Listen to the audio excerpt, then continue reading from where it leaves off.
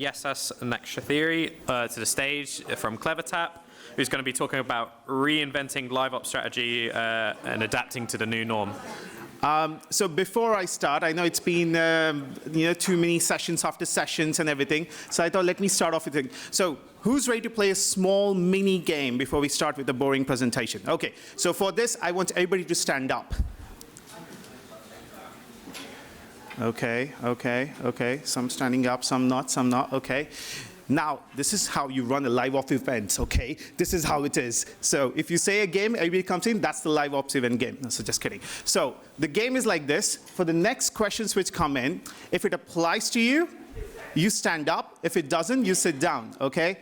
How many of you get these looks when you ask for more engineers? Most of them, some of them, no? Okay, let's see. Are you running enough events? Oh, some of them are running enough events. Okay, the next one. How many of you are running very personalized events? Okay, now you can all settle down. This was the whole game about it. Okay, hello everyone. My name is Yeshas, and this is John with me. So let me start off with myself and let John introduce himself. So I'm Yeshas. As I said, I lead the technology partnerships here at LiveOps, now swallowed up by CleverTap. Sorry, acquired by CleverTap. I shouldn't have said that. So I come from a gaming background. I don't know if you know, there was this company called Machine Zone. If you know that, I used to run UA there. And post that, I just went across the whole, from the gaming industry to the whole mobile attribution side of things, and now at LiveOps. And yeah, John, do you want to introduce yourself? Sure. Oh, the mic's on. Hey, everyone. I'm John Garrity, Solutions Engineer here at LiveOps, CleverTap. I'm very happy to be here. So people are thinking, what is LiveOps, right? So most of them will come like, hey, here's the numbers, here's the things. So no, I don't want to start do that. So what I want to do is, I want to say, what is LiveOps? And I wanted to say, what would a client say, what is LiveOps, right? Most of them say, hey, I'm using this tool, but why are you using this tool? So we asked one of the customers, and we asked them, what do you think LiveOps is? And the quote from them was, they are a full player management solutions for mobile games. And this was the whole thing. I'm just going to read. It's like, LiveOps is an all-in-one platform for player management, the only solution on the market that combines lifecycle marketing and LiveOps promotion with the ability to control LiveOps events and sales by remote configuration, built on a common foundation of segmentation testing. Oh, too much words for me, sorry. This is what it is. Okay, for anybody who's visualization, this is what LiveOps is. So we help in touching the full player management and the true full player management. And this is something which you came across when, how many of you were here for the Product Madness session? Any of you who was there? Oh yeah, a couple of you. So you saw how they showed across some of the things. And if you can recall, something was lifecycle marketing, about how you touch upon the lifecycle marketing side of things, how you can touch upon the LiveOps events, and how you can run everything remotely, right? Some of the events and things like that. So that is what LiveOps does. Enough about it. But what I'm here is, we are talking about the whole thing is, what is the new norm, right? So we had this whole bold dialogue, like it's reinventing the LiveOps strategy in a new norm. But what is a new norm? Does anybody know what is the new thing that is happening in LiveOps? Or what is the old thing that is happening in LiveOps? Great crowd. So I'll just say that. The new norm is nothing but a single system that allows you to do everything that you want in an efficient manner without the need of engineering. If you'll recall, some of the things everybody who comes across and says, hey, you need to work more with data analytics, you need to do more machine learning, you need to do more, you need to run more events. You probably need to work more closely with your engineering and product side to know what is happening. But this is what it is. Basically, you need to do all of that. When you get that data, when you get everything, how do you run across efficiently in one system rather than running around? LiveOps people, your time is very precious. You're working 24/7. Sometimes you guys work more than the president of USA. I know that, okay? And for that, you need to be more efficient enough how you can run more events in a more efficient manner. What makes it much more easier? And some of the things that makes it easier is, creating content. You want to create more content, which is relevant enough. You want to orchestrate campaigns, which is much more easier, drag and drop, rather than doing it in the old style. You also want to review your results in an instant manner that you can take to impact on the next campaigns that you want to run. And best of it, you want to test new ideas, right? Everybody has new ideas. You go to a LiveOps team, the best thing was, so from my experience, right, when I was at Machine Zone, that was like a beast at all point. I don't know how many remember that. We had a 24-hour LiveOps team. So everybody used to come at like 8-hour shifts. And I used to work 24 hours. Basically, I lived in the office. So I used to go and talk to the morning side of them, and they had a different idea. You go to the afternoon team, and they had a different idea. And the whole night team, they had a different idea. But end of the day, the goal was still the same. How can we run more events that increases the revenue and reduces the cost and make sure that we all make it a successful game? And these are the things, testing it out. Some of them couldn't test it out. And that's what we want to do around here. So before I move across and say what we want to do, we just want to tell a story, right? And not from us, but from one of our customers. But for that, I think I'll tell it to a better storyteller. There's a sales engineer guy. They do this for life. So I'll hand it over to John, who'll do it. Thanks, Yeshas. Well, hey, everyone. I'm John. First, I just wanted to say I'm really happy to be here. Believe it or not, I do work with some customers outside of gaming. But I much prefer when we're talking to our studio customers. You folks are more analytical, more technically savvy, have a sense of humor, which kind of resonates with me, and push us, push our platform to be better, and me to be better professionally. So we actually have a gaming customer advisory board, which is pretty cool. It's a whole bunch of smart folks who kind of approach our tool as a game to be hacked and defeated, and they do pretty well against that. Mobilityware, kind of in the face of what probably a lot of you folks are facing. Oh, nice. Trying to find ways to innovate, to stay relevant in a changing landscape, especially with some of the fun stuff coming from iOS. Really needed to be more efficient as far as how they set up events, how they learn from them, and scale them to other titles. So Destination Solitaire, missing the image. There's usually an image there. Anyways, so Destination Solitaire is one example of, it was kind of their bellwether, where they wanted the ability to, they were running events. It was really time-consuming, costly. It required developer resources to build in the first place, to apply the segmentation, the customization of various reward sliders, that sort of thing, but also to learn and iterate on that. So let's see, we're missing the image, so we'll go to the next one. The three things, long story short, that Mobilityware was able to do with regards to their LiveOps program was able to quickly and easily build events, to test and learn and actually measure the results from the events, the lift that they had in terms of revenue and engagement, and then scale them. And what that did was that led to an increase, logically, an increase in revenue, an increase in engagement. For Solitaire, the most important part was just getting the key KPI is getting the puzzle start. But you also have, obviously revenue is the bottom line. And they were able to do this with, there it is. Just need to click. As all events, right? You just need to do twice. Why can't we just do easily once? I'm stuck on the intro screen. So yeah, and able to do this really, really efficiently, and to the point where once they actually set up the program, they could hand over the keys to an intern and iterate from that side of things. So when we just keep clicking. Yeah. When we think about what are the key components, there's actually quite a bit of complexity, which I'll only introduce, but at a high level. The core components for any event, at least that Mobilityware is running, we have customers, of course, who have quite different components and structures. So this is not a one-size-fit-all. This is just the approach that is working really well for them.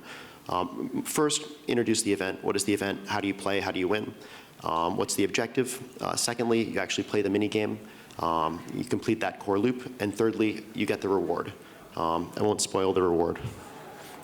And so, as I mentioned, being able to do this through a dashboard with off-the-shelf tools really allowed them to, they started small with just those 3 screens and actually adding all sorts of complexity, tying in the introducing randomness, well, I'll get to that later. So here's a look under the hood as far as what that event actually looks like now. So starting from those three core messages to what's a much more complex, good on time, a much more complex setup where each event has the potential of having 3 push notifications, rich media, 8 in-app messages for those different variations of those 3 screens I mentioned. And then thirdly, custom actions for those rewards. Now, this screen itself, there's a lot going on, not time to explain every single thing, but this gets into the modularization or the templatization of every message itself. So to go back to the concept of Lego blocks, there's, in my mind, there's kind of layers to that concept itself. Every event in itself has different components, different building blocks. There's the notifications, the various messages. At the micro level, every single one of these messages has its own components, its own atoms or something like that. That includes different sliders, the different images, videos that they'll slide in and out, different multipliers for bonuses, things that they can apply segmentation to specify who gets what, things that they can use Jinja to introduce randomness to just run their own test within a test within a test. So that's at the micro level. Then at the macro level, each one of these events in itself plays together with, they can rinse, basically do a hard rinse and change the creative, change the rewards, change the sticker that you'll get. We'll see what the sticker is. It's very exciting.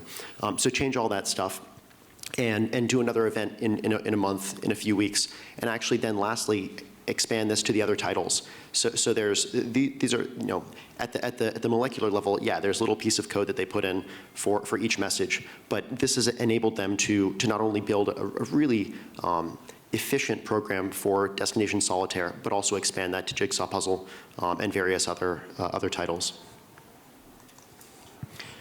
So this is the walkthrough for ourselves. First, what's the event? Here's the intro screen first, and just to, anyone can code anything yourselves, but what's super useful is all of the text, the progress bar on the bottom. These are all elements that they can adjust, they can switch in creative just from the dashboard. So what's the event? Some key background, image, progress meter, and then of course when you play for free, making sure you're going to the correct mini game. Click and play. So this is actually after you complete the game. Then you're brought to kind of. Yeah, they like to test within the test. There's a randomized reward behind each one of these coolers. And so then if you watch the video, you can get a different reward, usually more coins.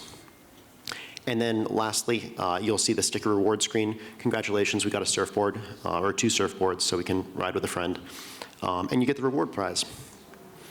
And then lastly, as I mentioned, this formula, it's lightweight in terms of setting it up and the level of effort required to use it, the impact, and being able to get, the first iteration I think was a roughly 5% increase on revenue for that first campaign, 5% increase in engagement, but then being able to scale that to Jigsaw Puzzle, to other titles, and also just rinse and repeat for, we're not always going surfing. Sometimes there's some other holidays.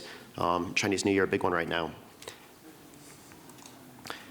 So in conclusion on this part, it's not rocket science, but putting in, being able to look around and see what tools you have available to build and expand this, expand your LiveOps program. Having something repeatable and something where you can actually learn from that and iterate really quickly without having to leverage developer resources can be quite impactful. Yeah, so that was it, but the question is, does it work for all though, right? So this was one customer who did this on their own, but how about for everybody else? So we did this data science report, okay, on gaming customers. We took around we saw around 1,800 plus campaigns and 670 million messages and everything. So you can go through, you can get to a website and everything, can download and all of that. So I'm just gonna summarize into it. I'm not going into details. The point is pretty simple when it comes to, when we looked into that, when we looked into all these campaigns. One, data is important. this second thing is how you utilize the data. That is more important. Now, say, for example, you do get a lot of data, you have the analytics team, you work with your analytics team and all of that. That data comes in, but you're not running the right campaigns, or you're not personalizing and at what stages, then that might be a big effect. Just to go across, we had this, 3, 4 different types of segmentation, and then in-app messaging and personalization and everything.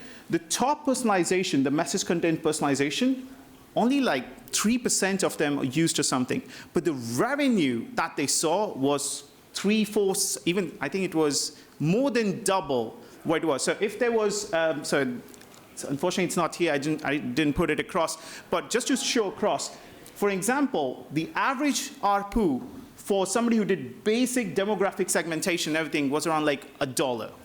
And when it went all the way up, just to behavioral segmentation, it was double.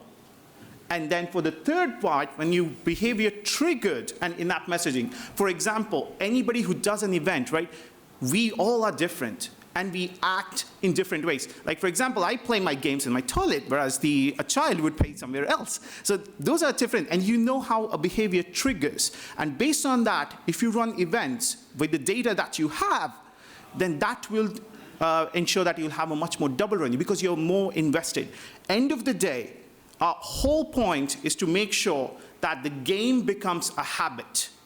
When it becomes a habit for someone, then most likely you will have somebody who will be your paying users, more retained users, and end of the day, you will make your game more successful. So that is what basically we want to say around with this. We try to finish it much more quicker. Probably if we spoke faster or something, we'll leave around for a little more questions. But I just want to say across what they say, like, climbing up the personalization ladder is really important, especially around if you want to see a jump in revenue and in retention and everything else.